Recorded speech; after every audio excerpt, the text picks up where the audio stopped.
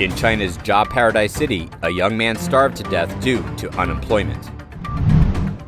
FBI raided New York Chinese police outpost this year, Congress testimony. Survey: 62% of Canadians consider the Chinese regime a threat or an enemy. The unemployment wave is attacking China. Chinese social media has been flooded with information about many young people having difficulty finding work. Recently, it was reported that Dongguan City, Guangdong Province, known as the job paradise, had people starving on the streets due to being unable to find a job. On March 9th, the Twitter account Gancheng Wang tweeted, "Dongguan, once a paradise for migrant workers, now has people starving on the streets because large foreign companies' production lines have moved out of China, resulting in mass unemployment. 600 million people with monthly incomes of less than $145. How many will fall into starvation?"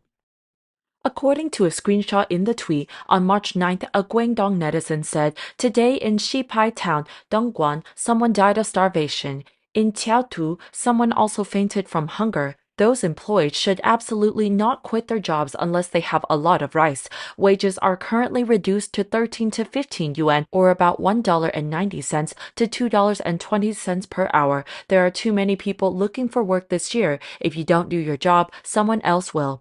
The content also shows that many factories have closed and some are no longer recruiting workers.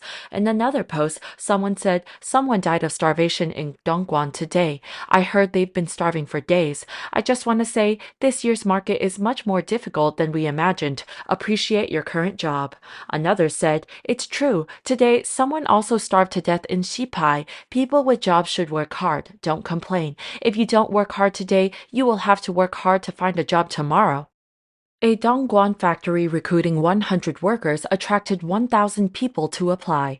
On March 10th, a netizen posted a video. "Those who want to go to Dongguan temporarily should not come here. Come in the second half of the year instead. Many factories currently do not have any orders and are not hiring workers." In the video, many people are waiting in line for an interview. The factory only employs 100 people, but over 1,000 people apply. It's hard to find a job this year, and the number of people looking for jobs is several times higher than 2 years ago.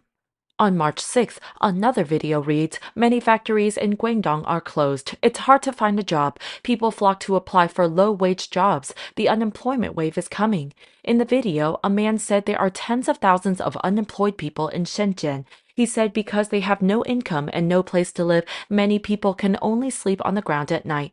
This year's salary is also very low, only 15 to 16 yuan, or $2.20 to $2.30 an hour. Even some places pay 12 yuan, or $1.70. Come to think of it, this year is really scary. According to RFA, China's economy is in recession. Shenzhen, once the most economically dynamic city in China, is losing momentum as a large number of companies moved out of China or closed. A Shenzhen factory recruited employees based on age, and recruiters shouted at applicants, only hiring those who were born after 1986. People born before 1986 can leave now. In another previously vibrant economic region, the Yangtze River Delta, more than 90% of export processing companies stopped hiring after this year's Lantern Festival. Many companies no longer employ temporary workers in Jiangsu, Changsha, and other places. Most companies in the southwest region, such as Chongqing and Yunnan, are reducing production scale to maintain operations. There are more than 100 Chinese police stations worldwide. Although they appear to be something else, they are managed by Chinese Communist Party officials and have a very sinister meaning. Testimony from a former chief U.S. counterintelligence official in front of Congress suggests that the FBI searched the Chinese station in New York City much later than previously thought.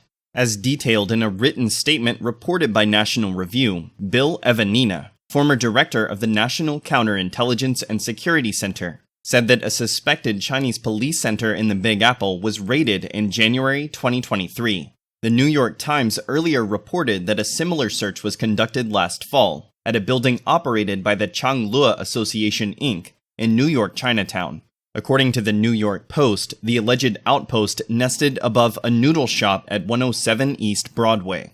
The location attracted protests in February, as people demanded the end of Chinese communist terror on U.S. soil. Madrid-based group Safeguard Defenders, which shed light on the existence of such outposts, expects more than just one location in America. Evanina said, although he has no information about where the other Chinese posts could be, he believes that our law enforcement, both at the state, local, and federal level, are pretty aware of that. The New York Times reported from officials in January that a Chinese province used to try to organize training for their officers with U.S. law enforcement departments in cities with large Chinese populations. Reportedly, the Chinese side further wanted a memorandum with the New York Police Department that would make the program official. However, top commanders and others knew that the proposal as they understood it could legitimize Chinese police presence in the city. The State Department in late January confirmed with National Review that the Chinese outpost in Manhattan had been closed. The precise timeline of the closure was not disclosed. The US has prosecuted several Chinese agents for targeting the Chinese diaspora over the past years. But it was not until a bombshell report by Madrid-based group Safeguard Defenders last year that governments began to react. In the meantime, Chinese rules have silently been implemented on US streets. In January, pro-democracy activist Li Jianjie told CBN News he had survived 3 assassination attempts by Chinese government hitmen while in Los Angeles. He said they tried to kill him twice with a car, and once by stabbing his neck, while labeling him a traitor as they ran away. He said the FBI never replied to his reports of the cases.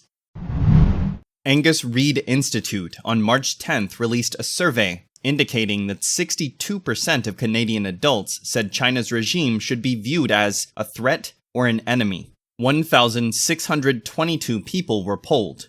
The number of people who think that the Chinese communist regime should be viewed as a threat accounts for 40%, and 22% believe that the ruling force in China is the enemy. The poll was conducted after China's regime flew a spy balloon over Canada's airspace.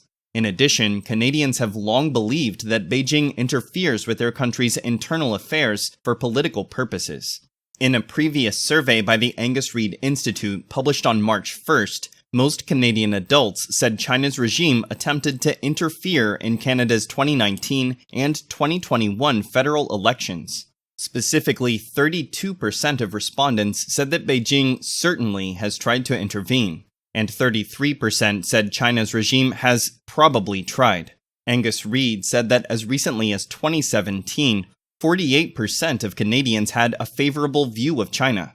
But this ratio began to rapidly change since China detained Canadian citizens Michael Spavor and Michael Kovrig in December 2018 in retaliation for Canada's arrest of Huawei CFO Meng Wanzhou. The pollsters said, though that matter resolved with the two Michaels' release after more than 1,000 days in a Chinese prison, recent events have apparently done little to elevate Canadian opinion. The pollsters added, perhaps related to Canadians' negative views of China, Taiwan is held in high regard by most Canadians.